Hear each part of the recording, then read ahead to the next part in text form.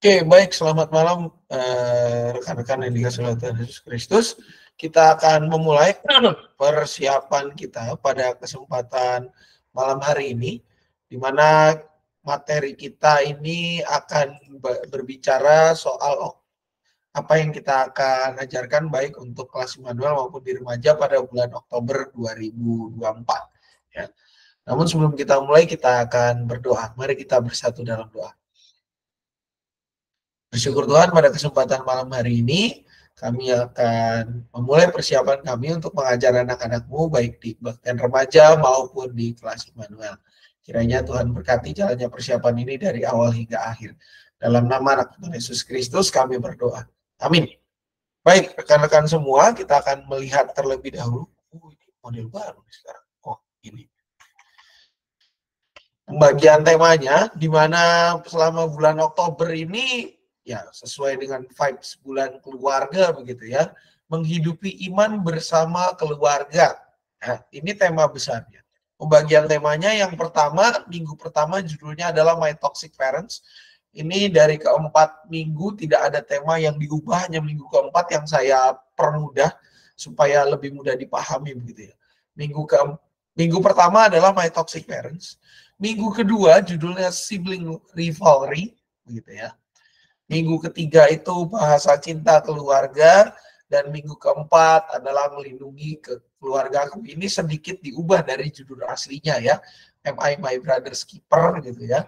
Nah, kenapa diubah? Supaya lebih mudah dipahami. Teksnya kan bicara soal Kain dan Habil, di mana Kain, bacaan di tempat ini adalah momen di mana Kain itu diinterogasi oleh Tuhan begitu ya, di momen minggu keempat ini.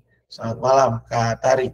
Nah, rekan-rekan untuk membaca Alkitab di rolling dari bulan lalu. Kalau bulan lalu yang ganjil kelas Immanuel genap remaja, nah sekarang kebalikannya, yang sekarang adalah ganjil itu yang akan PF di remaja, yang genap akan minggu kedua dan keempat itu yang tugas di kelas Immanuel. Ya. Kita masuk kepada minggu pertama dengan tema My Toxic Parents. Ya, bacaan diambil dari 1 Samuel 20 ayat 30 sampai dengan 34. Mungkin siapa bisa bantu bacain sih? Baik Pak, maaf Pak, tadi udah berdoa belum ya? Udah sih. Udah ya? Baik, 1 Samuel 20 ayat 30 sampai 34. Bangkitlah amarah Saul kepada Yonatan, katanya kepadanya, anak perempuan jalang kurang ajar, tidakkah aku tahu bahwa engkau berpihak kepada anak Isai dan itu aib bagi dirimu sendiri dan bagi aurat ibumu? Sebab selama anak Isai itu masih hidup di muka bumi, engkau dan kerajaanmu tidak akan kokoh. Sekarang suruhlah orang membawa dia kepadaku, sebab ia harus mati. Tetapi Yonatan menjawab Saul ayahnya dan berkata kepadanya, mengapa ia harus dibunuh? Apa yang telah dilakukannya? Namun Saul melemparkan tombaknya kepada Yonatan untuk membunuhnya. Lalu sadarlah Yonatan bahwa ayahnya telah memutuskan untuk membunuh Daud. Yonatan pun bangkit meninggalkan meja perjamuan dengan penuh kemarahan. Pada hari kedua bulan baru itu, ia tidak makan apa-apa, sebab ia bersusah hati memikirkan Daud, sebab ayahnya telah menghina Daud. Demikianlah sabda Tuhan.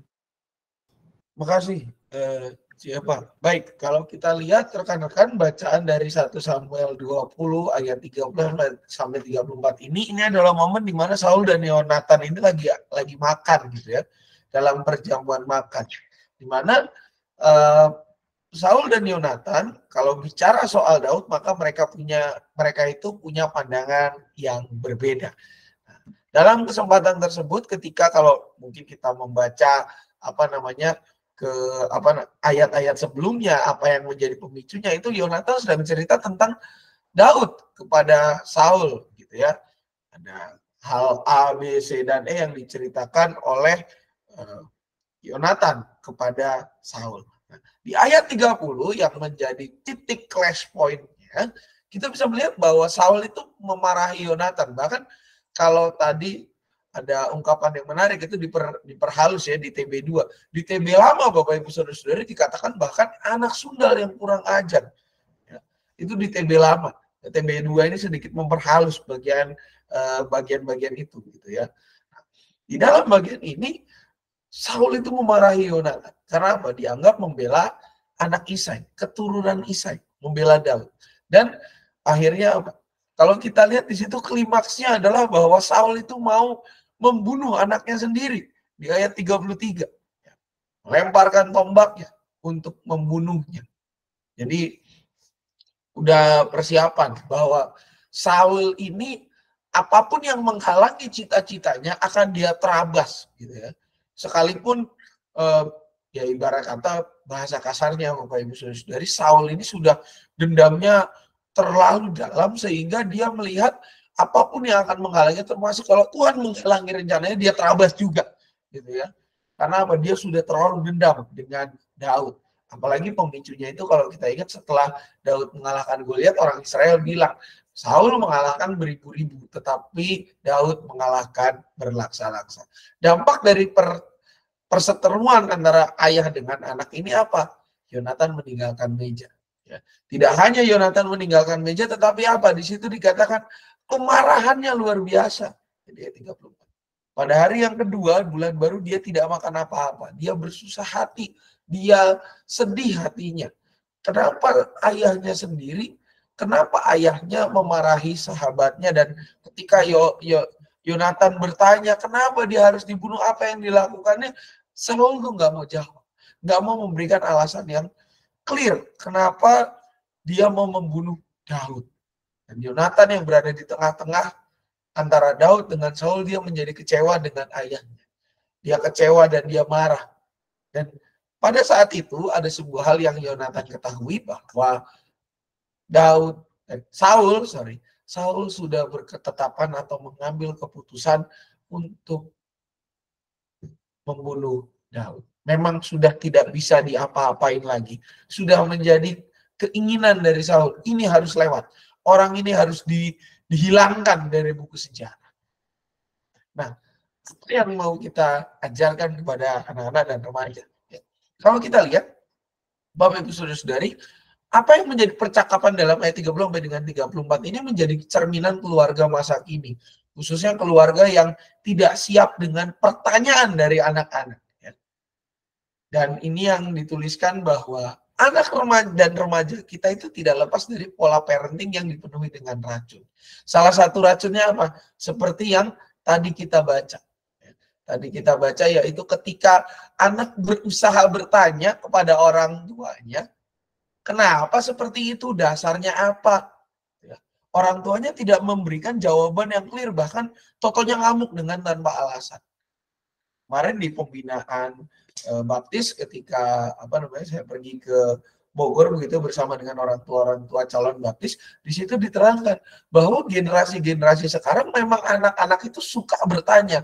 Kenapa mereka suka bertanya? Karena mereka terlalu banyak mendapatkan derasnya arus informasi, nggak terbatas.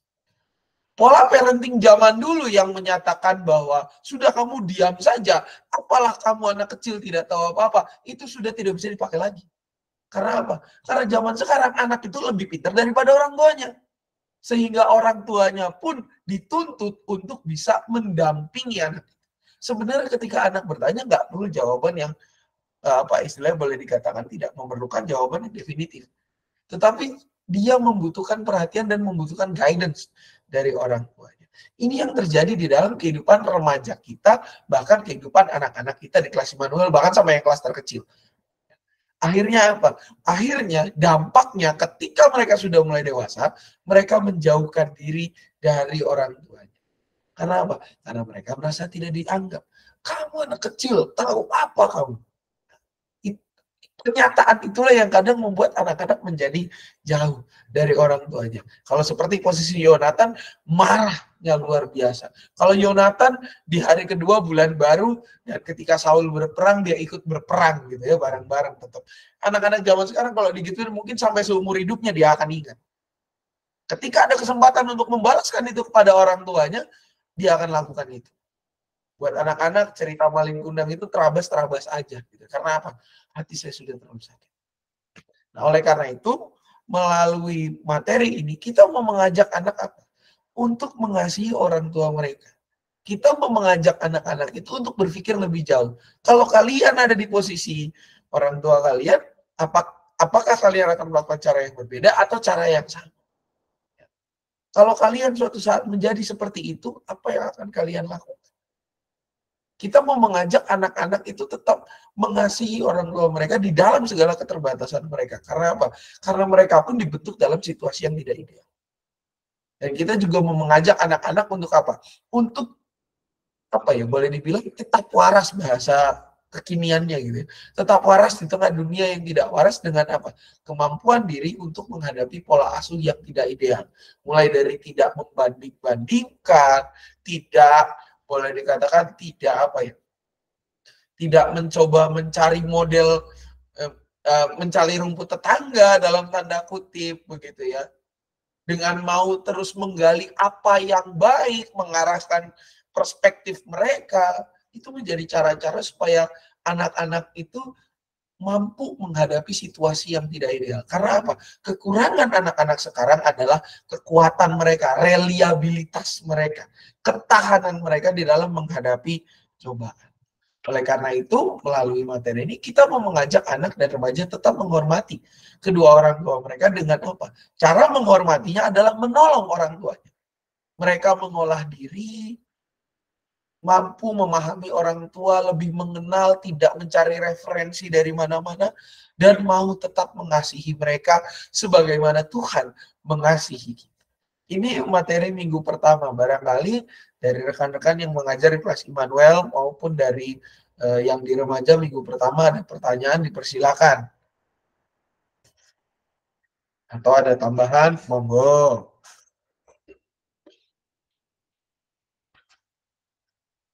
Aman semua Bapak Ibu Saudara-saudari minggu pertama. Yang di Immanuel siapa ya, Cirin? Pak Puji, Pak. Pak Puji. Oh, Pak Puji, aman Pak Puji? Oh, karena ini semuanya aman sentosa. Mana? Aman-aman. Matur nuwun Pak Puji. Siapa ada yang mau ditambahin? Ini kayaknya kompleks ya kalau anak remaja deh. Oh. Kompleks, jadi memang mesti diajarinnya itu bagaimana dia bisa mengasihi orang tua dan mengasihi diri sendiri itu gitu. Ya kayaknya bisa lah. Ntar nanya aja kalau nggak bisa. Oke. Kalau nggak bisa ntar nanya. Mesti dibaca lagi ini tentang remaja nih. Aduh. Openingnya memang langsung jeder di minggu pertama. Ya kita nggak bisa nyuruh-nyuruh anak remaja soalnya gitu, suruh hormat sama orang tua mereka tuh nggak bisa gitu. Kita mesti bisa ngomong yang istilahnya kita menjadi diri mereka gitu. Iyalah pokoknya nanti kalau apa-apa konsul ya Pak. Siap Cik. Baik, kita akan lanjut ke minggu kedua secara khusus untuk kelas Manuel Sibling Rivalry ya. Minggu kedua siapa Cirin di Manuel? Saya.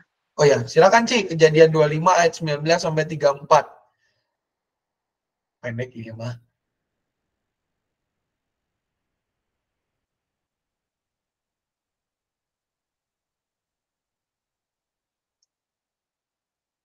Kejadian 25 Cik. Kejadian 25 ayat 19 sampai 34. Ya. Kelahiran Esau dan Yakub. Inilah riwayat keluarga Ishak, anak Abraham. Abraham mempunyai anak Ishak. Ishak berumur 40 tahun ketika Ribka anak Betuel, orang Aram dari Padan Aram, saudara perempuan Laban, orang Aram itu diambilnya menjadi istrinya. Ishak berdoa kepada Tuhan untuk istrinya, sebab istrinya itu mandul. Tuhan mengabulkan doanya sehingga Ribka istrinya itu mengandung. Tetapi anak-anak di dalam rahimnya saling melawan dan ia berkata, jika demikian mengapa hal ini kualami? Lalu ia pergi bertanya kepada Tuhan. Firman Tuhan kepadanya, dua bangsa ada dalam kandunganmu, dua suku bangsa akan berpisah dari dalam rahimmu. Suku bangsa yang satu akan lebih kuat daripada yang lain. Anak yang tua akan menjadi hamba bagi yang muda. Setelah genap waktunya untuk bersalin, memang anak kembarlah yang ada di dalam kandungannya. Yang pertama keluar, warnanya kemerah-merahan, seluruh tubuhnya seperti jubah berbulu. Sebab itu ia dinamai Esau. Sesudah itu keluarlah adiknya, Tangannya memegang tumit Esau, sebab itu ia dinamai Yakub. Esau berumur 60 tahun pada waktu mereka lahir. Kedua anak itu bertambah besar. Esau menjadi seorang yang pandai berburu, seorang yang suka tinggal di padang. Tetapi Yakub adalah seorang yang tenang pembawaannya, yang suka tinggal di kemah. Ishak sayang kepada Esau sebab ia suka makan daging buruannya. Tetapi Ribka sayang kepada Yakub. Esau menjual hak kesulungannya. Pada suatu hari, Yakub sedang memasak sesuatu ketika Esau datang kelelahan dari padang. Kata Esau kepada Yakub, "Biarlah aku makan sedikit dari yang merah-merah itu karena aku lelah." Itulah sebabnya namanya disebut Edom. Namun Yakub berkata, "Jual dulu hak kesulunganmu kepadaku." Sahut Esau, "Lihat, aku nyaris mati. Apa gunanya hak kesulungan itu bagiku?" Kata Yakub, "Bersumpahlah dulu kepadaku." Esau pun bersumpah kepadanya dan menjual hak kesulungannya kepada Yakub. Lalu Yakub memberikan roti dan masakan kacang merah itu kepada Esau. Ia makan dan minum, kemudian berdiri dan pergi. Demikianlah Esau menyepelekan hak kesulungan itu. Demikianlah sabda Tuhan. Ya, terima kasih si Irin.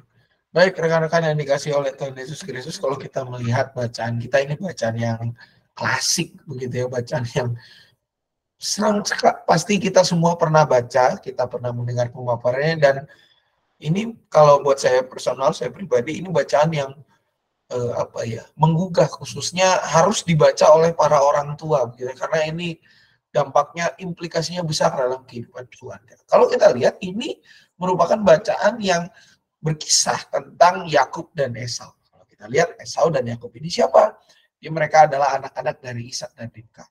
Jadi Esau dan Yakub ini adalah cucu dari Abraham dan Sarah, ya. Di mana kelak Yakub dan Esau ini akan terkenal. Terkenalnya lewat apa? Bukan karena kebaikan bersama mereka, bukan karena botramnya, tetapi karena permusuhan mereka yang everlasting, panjang. Dan urusan apa? Urusan yang disebut sebagai hak kesulungan, hak prioritas. Ya. Kalau kita lihat, bacaan ini memaparkan bahwa memang ya udah settingan pabriknya gitu ya. Sejak dalam kandungan itu Yakub dan Esau itu udah saling bertikai satu dengan yang lainnya. Udah punya bibit rivalitas dalam kandungan gitu ya. Dan juga apa, kalau kita lihat setelah mereka lahir, ada keterangan menarik. Makanya saya sangat senang kalau ini dibahas dalam sesi parenting begitu ya. Khususnya yang anaknya lebih dari satu begitu ya, minimal anaknya 2. Karena apa? Ada keterangan menarik di situ. Keterangan menariknya di mana? Di ayat 28. Ishak sayang kepada Esau, Ribka sayang kepada Yakub. Ini sudah menggambarkan bagaimana rumah itu terpecah. Ya. Gara-gara urusan anak, rumahnya terpecah 2. Yang bapak sayang kepada yang sulung, yang ibu sayang kepada yang bungsu. Sudahlah, yang terjadi apa? Pasti akan terjadi perpecahan. Ya. Ini dalam bagian ini kita bisa melihat bagaimana penulis Kejadian itu sudah memberikan narasi yang luar biasa bahwa memang Esau dan Yakub ini ditakdirkan, bahasa kerennya gitu, memang sudah disetting untuk berada di dalam permusuhan. Bahkan di situ ada nubuatan ya, firman Tuhan. 2 bangsa ada di dalam kandungan, yang tua menjadi hamba kepada anak yang muda. Sudah ada nubuatannya di situ. Begitu ya. Memang sudah settingan pabriknya, mereka akan bermusuhan, mereka akan berkelahi, dan bahkan mereka lahir di rumah yang toksik. Minggu kemarinnya kita bicara tentang toxic parenting. Mereka lahir di rumah yang toksik karena memilah dan pilih kasih. Ya. Nah, akhirnya apa? Di tengah kelelahan itu, kalau kita lihat di dalam bacaan kita, Esau mengambil sikap yang kurang bijaksana. Ini lebih banyak disorot soal Esau. Kurang bijaksana dengan menjual kesulungan karena dia sudah terlalu capek. Ya udahlah, saya sudah capek, itu ada yang merah-merah yang enak, tolonglah saya mau si sopnya itu gitu ya. Dan di sisi lain, ketika Yakub menerima hak kesulungan itu, memang dia saat itu senang, tapi kesukacitaannya tidak bertahan lama. Karena apa? Karena kelak mereka akan bermusuhan dalam jangka waktu yang panjang. Penafsir mengatakan bahwa permusuhan Esau itu terjadi sejak masa muda. Mereka baru berdamai itu setelah Yakub anaknya banyak. Anaknya udah rada gede dan ada yang masih paling kecil. Jadi udah sekian puluh tahun baru mereka berdamai. Sebuah kehidupan yang ya kalau kita bayangkan zaman sekarang gampang ketemu orang, waduh, sedihnya bukan kepalan gitu ya. Nah, apa yang mau kita ajarkan kepada anak-anak dari cerita ini? Kalau kita ingat Bapak Ibu Saudari, khususnya yang punya kakak, punya adik, atau bahkan saudara dan sepupu gitu ya.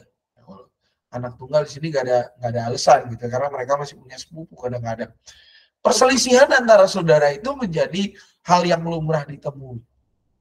Tapi kalau tidak dikelola dengan baik, jangka panjangnya tidak akan baik. Seorang yang saya dulu ingat ketika belajar tentang konflik di kampus, dosennya mengatakan konflik itu baik, tapi harus dimanage dengan baik juga. Konflik yang tidak baik adalah konflik yang tidak terkelola dan tidak terkendali dengan baik. Kalau selama masih bisa dikendalikan, selama masih bisa disetir, dan selama masih bisa dijadikan sesuatu hal yang membangun ke depan, konflik itu akan menjadi sesuatu yang baik. Dan dalam kehidupan anak-anak pun, di dalam kehidupan remaja juga sama.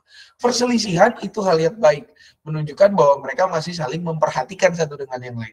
Tapi kalau tidak dikelola dengan baik, dampak jangka panjangnya tidak akan baik.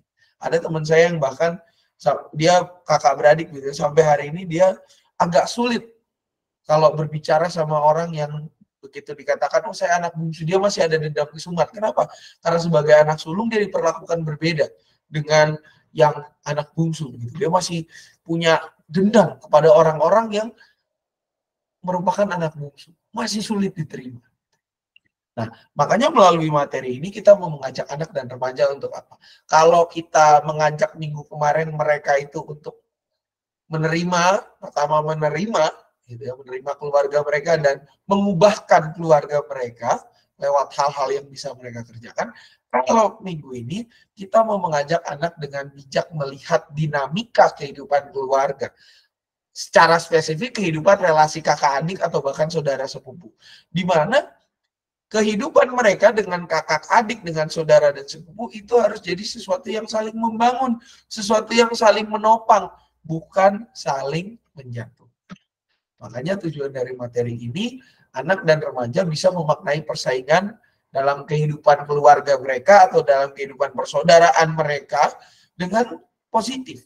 Serta apa? Membangun relasi kekeluargaan, membangun relasi hubungan yang sehat di antara mereka. Ini materi minggu kedua, mungkin secara khusus Cikirin ada yang mau ditanyakan, silakan.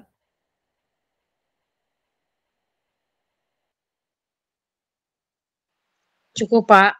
Oke, makasih Ci. Baik, kita lanjut ke minggu ketiga dengan tema bahasa cinta keluarga, di mana bahan ini diambil dari 1 Korintus 13 ayat 4 sampai 7.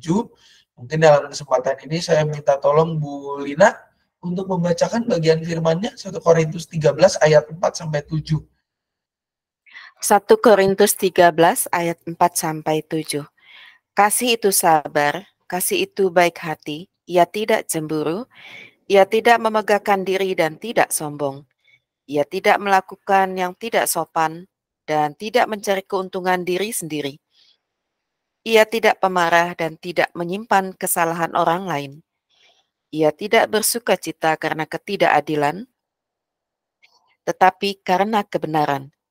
Ia menahan segala sesuatu, percaya segala sesuatu, mengharapkan segala sesuatu, sabar menanggung segala sesuatu. Amin. Terima kasih Bu Lina. Baik, Bapak Ibu Saudari, ketika di minggu ketiga ini kalau kita lihat, maka ini materi yang juga sangat kita kenal ya. Karena apa? Ini pesan Paulus kepada jemaat di Korintus tentang kasih. Di mana kalau kita membaca secara lengkap dari ayat 1 sampai dengan selesai di ayat 13, pesan inti dari perikop ini adalah kasih itu harus menjadi dasar dalam pengikat relasi kehidupan berjemaat. Kasih itu harus menjadi sesuatu yang utama. Kenapa kasih itu yang utama? Karena Allah adalah kasih dan sumber kasih. Ketika kita menjadikan kasih sebagai pengikat dasar dalam kehidupan berjemaat kita, sebagai keluarga kerajaan Allah, maka kita di saat yang sama menjadikan Allah sebagai center point, sebagai poin utama di dalam kehidupan persekutuan kita. Maka dari itu dalam bahan ini kalau kita lihat Paulus memaparkan bahwa kasih itu bukan sekedar perasaan. Ya. Singkatnya dari ayat 4 sampai dengan 7 kita bisa lihat. Kasih itu bukan cuma perasaan, karena apa? Di situ dikatakan sabar, baik hati, tidak cemburu, tidak memegahkan diri, tidak sombong, tidak melakukan yang tidak sopan, tidak mencari keuntungan sendiri, tidak semua itu ya. Tidak memarah, tidak menyimpan kesalahan orang lain, tidak mendendam, tidak bersukacita karena ketidakadilan, melainkan ia bersukacita karena kebenaran. Ia menahan, nah di sini baru poinnya, menahan dalam artian dia mau strive ya, mau menjadi sebuah kekuatan yang untuk maju terus ke depan. Percaya segala sesuatu, mengharapkan segala sesuatu, sabar menanggung segala sesuatu. Bahkan kalau kita di ayat ke-8 kita lihat, tidak berkesudahan. Sesuatu yang everlasting. Tidak hanya everlasting, tetapi juga sesuatu yang aktif. Dan di dalam bagian ini Paulus mengatakan, kasih itu bukan cuma perasaan. Cinta kepada Tuhan itu bukan cuma sekedar di mulut, tetapi harus nyata dalam tindakan laku hidup keseharian. Ya. Karena kasih itu sesuatu yang aktif. Kasih tidak bersifat pasif. Kasih bersifat aktif. Cinta yang sejati adalah cinta yang bersifat aktif. Cinta yang mau membangun diri sendiri dan sesama, bukan menjatuhkan ke jurang kekelaman, tetapi membangun diri untuk mengarah kepada Tuhan. Kasih dalam bagian ini, Paulus juga gunakan kasih sebagai sebuah inspirator, sebuah bahan inspirasi agar jemaat mau saling memperhatikan, saling mengasihi satu dengan yang lain, hidup dalam kerendahan hati, menolong mereka untuk mengutamakan orang lain terlebih dahulu ketimbang diri sendiri. Karena apa? Kembali lagi poinnya, kasih menolong kita menjadikan Allah sebagai yang utama. Di mana kita bisa melihat kehadiran Allah, salah satunya lewat kehadiran sesama yang Tuhan nyatakan. Orang tua, kakak adik, sanak saudara, dan rekan-rekan yang lainnya. Apa yang mau kita ajarkan kepada anak-anak? Kita tidak bisa memungkiri, zaman ini sudah menjadi sebuah fenomena yang umum, bahwa kadang relasi keluarga itu dilandasi kasih yang semu dan memudar. Artinya apa? Formalitas. Kemarin di pembinaan kemarin itu dikatakan kasih yang formalitas itu adalah salah satunya dinyatakan lewat bentuk parenting yang toksik dengan hanya mengatakan begini. Yang penting saya mencukupkan kehidupan keuangan anak-anak saya. Sudah. Kemarin bahkan saya di kayak Grand Wisata itu ada seorang penatua yang bercerita kepada saya, ada tetangganya itu memang non-Kristen gitu ya. Dia dari kecil, dari anaknya masih kecil, dia terbiasa menyekolahkan anaknya itu ke sekolah-sekolah yang berbasis asrama, seperti pesantren dan segala macamnya. Nah, satu kali dia itu si orangnya ini kan ya sebagai bapak di tengah keluarga, dia harus memimpin peribadahan di dalam keluarganya gitu ya. Nah, si anak ini karena sudah memiliki pengetahuan yang agama yang lebih luas begitu ya, dia protes kepada bapaknya. Karena bapaknya hanya membacakan bagian dari kitab suci, itu lagi. Sedangkan anaknya sudah pengetahuannya luar biasa. Ketika anak itu mengkonfrontir orang tuanya tidak siap. Dan dia mengatakan, kamu sudah tidak mengasihi saya lagi. Padahal saya sudah capek-capek memenuhi kebutuhan kamu dan segala macam. Nah, inilah yang dikatakan sebagai kasih yang semu, kasih yang formalitas. Dampaknya apa? Anak-anak kita merasakan. Mereka mengasihi keluarga, ada di tengah kita, bukan karena dasar kasih yang murni, tapi karena formalitas. Kenapa mereka taat, kenapa mereka patuh sama kita hanya karena formalitas. Kalau ada kesempatan untuk melawan titahnya, dimanfaatkan kesempatan itu. Ya mungkin kita sudah tidak asing dengan bagian ini begitu ya Bapak Ibu Saudara-saudari. Ada saja anak-anak remaja ketika kita melihat pertumbuhan anak-anak kita, ada kesempatan mereka kabur dari rumah, dalam tanda kutip melarikan diri sejenak dari rumah. ya mereka akan pergi, karena ruang aman mereka itu bukan lagi di rumah, tetapi ruang amannya adalah ketika apa? Bersama dengan teman-teman. Nah, apa yang mau kita ajarkan? Kita mau mengajarkan kepada anak-anak apa? Dari minggu pertama kita mengajar mereka sudah menerima keluarga mereka dan berusaha mengubahkan lewat apapun yang bisa mereka kerjakan. Spiritualitas dari Kartniber, para lewat liber gitu ya, mengubah apa yang bisa diubah, menerima apa yang tidak bisa diubah. Di minggu kedua kita diajarin bahwa mereka itu harus benar-benar hidup di dalam kasih Tuhan. Nah, di minggu ketiga ini, kita mau mengajak anak-anak untuk apa? Mengasihi keluarganya tidak dengan semu, tapi dengan sungguh-sungguh. Karena apa? Di minggu kedua mereka harus menjadi orang-orang yang mampu menghadirkan damai. Di minggu ketiga, mereka ini harus menjadikan damai itu sebagai dasar kasih. Mengasihi keluarga secara sungguh-sungguh. Diwujudkan lewat apa? Sikap mereka yang mau berelasi dan menerima. Mengasihi mereka secara nyata.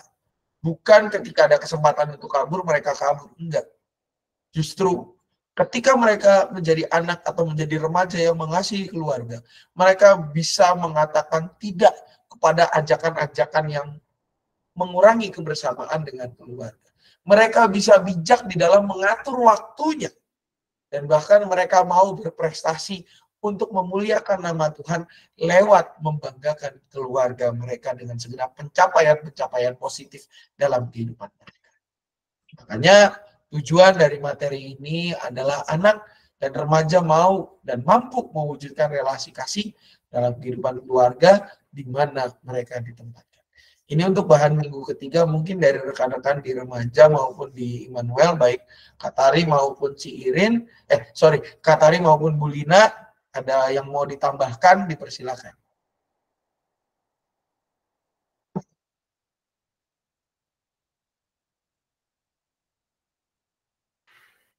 Saya pas. Siap, makasih Bu. Katari aman? Iya Pak, udah segitu. Oke, makasih Katari. Oke, kita lanjut ke minggu keempat. Ini minggu keempat sebenarnya di Immanuel si Eva gitu ya, dengan tema melindungi keluargaku. Karena tadi sudah baca di minggu pertama, mungkin sekarang Katari bolehlah membacakan Kejadian 4 ayat 6 sampai 10. Ya, cukup 4 ayat.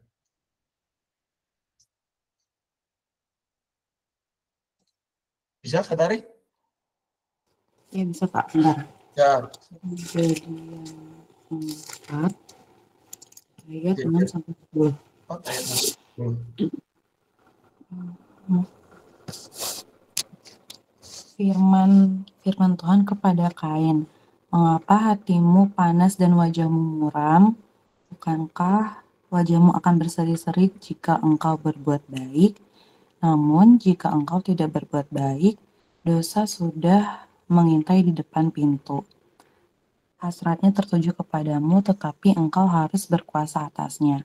Kata Kain kepada Habel, adiknya, mari kita pergi ke padang. Ketika mereka ada di padang, tiba-tiba Kain menyerang Habel, adiknya, dan membunuhnya.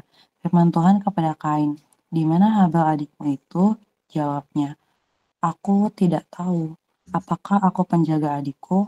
Firmannya, apakah yang telah kau perbuat ini? Darah adikmu berteriak kepadaku dari tanah. Demikian pembacaan firman Tuhan. Terima kasih Kak Tari. Baik rekan-rekan semua, kalau kita lihat dalam bagian ini merupakan teks yang juga sangat familiar ya. Kalau kita melihat ini menjadi sebuah teks yang luar biasa, bahwa ternyata pertengkaran antara kakak adik fatalnya besar gitu ya, dampak fatalnya besar. Dimana ini kalau kita lihat bahkan kalau saya bercanda dengan beberapa rekan saya, ini pembunuhan terbesar sepanjang sejarah. Kenapa? 1/4 isi dunia lewat saat itu gitu ya. Karena cuma 4 mereka ya, walaupun ya kata kalau yang lebih kritis mengatakan enggak cuma 4 ini ya, tapi kalau untuk bercandaan ya kita katakan 4. Dan di bagian ini Bapak Ibu Saudari kita bisa melihat bagaimana permusuhan di tengah keluarga, khususnya di antara keluarganya Adam, yakni anak-anak dari Adam, Kain dan Habel, ini luar biasa. Kalau kita lihat backgroundnya apa? Kain itu seorang petani kerjanya, Habel seorang petani. Kenapa mereka bermusuhan? Kalau kita ingat Bapak Ibu Saudara-saudari, permasalahannya dilatar belakangi oleh persembahan yang tidak diindahkan. Persembahan Habel diterima, persembahan Kain tidak diterima. Kenapa tidak diterimanya? Kita bisa lihat di dalam spesifikasi persembahan yang diberikan. Habel memberikan anak domba yang sulung, yang masih bagus dan lemak-lemaknya. Sedangkan Kain mempersembahkan sebagian dari hasil ladangnya. Secara kata bahasa, maka persembahan Habel itu jauh lebih tinggi. Karena apa? Karena itu adalah generasi penerus dari ternaknya. Sedangkan Kain hanya memberikan sebagian. Dan kita tahu di dalam bagian Alkitab ini, ketika bicara soal persembahan, maka Allah sebenarnya Tuhan itu menginginkan kita mempersembahkan kehidupan kita secara penuh. Roma 12 kan mengatakan, persembahkanlah tubuhmu, kan? Berilah persembahkanlah tubuh kepada Tuhan. Nah, ini ketika terjadi kisruh persembahan ini, Bapak Ibu Saudari, maka ini menjadi dasar bagi Kain untuk membunuh Habel. Karena apa? Dia itu kesel, kok persembahan saya nggak diterima. Dan dia menyalahkan, wah Tuhan pilih kasih sama saya. Tuhan lebih memilih Habel daripada saya. Kalau gitu saya musnahkan saja orang ini. Ya, Tuhan sudah mengingatkan padahal di depan kalau kita baca. Nah, kenapa hatimu panas? Kenapa tidak bersedih jika engkau membuat baik? Dosa sudah mengintip di depan pintu. Ini mengingatkan Kain dan Habel kepada apa yang dikerjakan oleh orang tuanya. Dosa sudah mengintip di depan pintu. Ketika itu Kain sudah gelap mata. Benar-benar sudah arahannya seperti Saul. Bunuh Habel. Hilangkan dia. Dia sebagai kakak walaupun punya kewajiban melindungi, tetapi justru bukan melindungi, malah membinasakan. Harusnya dia melindungi, tetapi dia malah membinasakan. Nah, maka dari itu sebenarnya ketika Tuhan hadir, bukannya Tuhan tidak tahu. Ketika Tuhan memanggil dan bertanya soal Habel kepada Kain, bukannya Tuhan tidak tahu perbuatan Kain. Tetapi sebenarnya itu adalah ajakan kepada Kain untuk mengaku. Sama seperti ajakan Tuhan ketika berjumpa dengan Adam dan Hawa yang melanggar kesepakatan untuk tidak memakan buah pengetahuan yang baik dan jahat.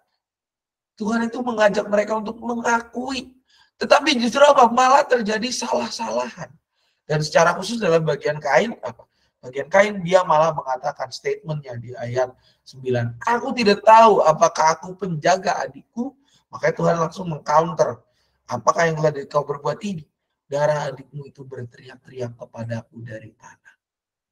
Sebuah statement yang boleh kalau pakai bahasa catur ya. Kain itu disekak lah udah. Sekak benar-benar sekak habis lah itu. Sekak checkmate. Hook. Benar-benar sampai di ayat 13 kalau kita baca Bapak Ibu. Kain itu akhirnya menyesal gitu ya. Kenapa dia menyangkal apa yang ia lakukan terhadap Habel. Dalam bagian ini sebenarnya Tuhan sudah membuka pintu pertobatan, pintu agar Kain itu mengaku. Tetapi ya memang dasar Kain, dia malah memberontak kepada Tuhan. Nah, apa yang mau kita ajarkan kepada anak-anak dengan tema melindungi keluarga? Seperti yang dari bahan minggu pertama semuanya bahasanya sama. Kondisi kita, kondisi keluarga Kristen secara spesifik zaman sekarang, khususnya di kalangan remaja, di kalangan anak-anak pra-remaja, secara merata boleh dikatakan hampir mirip, yaitu apa? Jauh dari keluarga. Jauh dari keluarga. Dan ini kadang gereja pun kurang merespon dengan tepat gitu ya. Kadang-kadang memang kalau membaca tema-tema percakapan gerejawi selalu dikatakan ruang aman gereja, ruang aman gini. Sebenarnya kan ketika bicara ruang aman kita juga harusnya bisa memberdayakan orang tua sebagai bagian dari gereja untuk bersama-sama mengadakan ruang aman itu menjangkau mereka. Dan ini menjadi fenomena umum. Anak dan remaja jauh dari keluarga. Ketika sudah jauh, apa lebih parahnya, mereka enggan melindungi, bahkan enggan memperhatikan. Benar-benar mereka ya udah lost contact, ya itu fenomena yang umum. Keluarga lost contact. Satu kali pernah pelawatan ke rumah anggota jemaat, dia bahkan mengatakan, nggak tahu lah Pak sama anak itu, pusing saya udah ngomongin begini-begini. Ketika ngecek ke tetangganya yang tahu dari kecilnya orang itu, ternyata pola pengasuhan dari kecil itu salah. Gitu. Sudah parah, dan orang tuanya nggak punya upaya yang lebih besar atau lebih wah lagi untuk menjangkau anak-anaknya. Ya. Diperparah lagi ketika diadakan, misalkan ayo mau nggak dibantu gini-gini, dibina gini-gini. Nggak mau lah, sudah gini aja biarin. Ya udahlah nggak punya kemampuan, tapi nggak mau juga dibina. Ya mau jadi apa? Akhirnya apa? Kehidupannya anak-anaknya bukan makin dekat, malah semakin jauh. Makanya kita mau melalui materi ini sebenarnya kita mendorong anak-anak dan remaja. Untuk apa? Mereka itu harus disadarkan dulu peran mereka dari minggu pertama. Bahwa mereka itu punya tugas sebagai anak untuk melindungi dan mengasihi. Jangan kita seperti Kain. Kain itu membunuh kakaknya, membunuh adiknya, membunuh saudaranya. Nah kita sekarang posisinya siapa? Posisi kita adalah pada saat ini sebagai anak-anak remaja tidak disadari kadang, karena kita mementingkan kesukaan dan kesenangan diri sendiri, kita menghilangkan orang tua kita. Kita tidak memperhatikan mereka, sampai bahkan di Bekasi itu belum lama ini kan viral, orang tua lanjut usia ditemukan sudah meninggal di dalam rumah, anak-anaknya tidak yang memperhatikan. Jadi bisa jadi itu dari pola parenting yang salah juga. Nah, kita mau mengajak anak-anak untuk menyadari bahwa mereka sudah punya peran dan mereka bisa berkontribusi. Gak ada ceritanya nggak bisa di dunia. Lebih baik terlambat daripada tidak sama sekali, tetapi lebih baik dari sekarang atau dari awal ketimbang terlambat.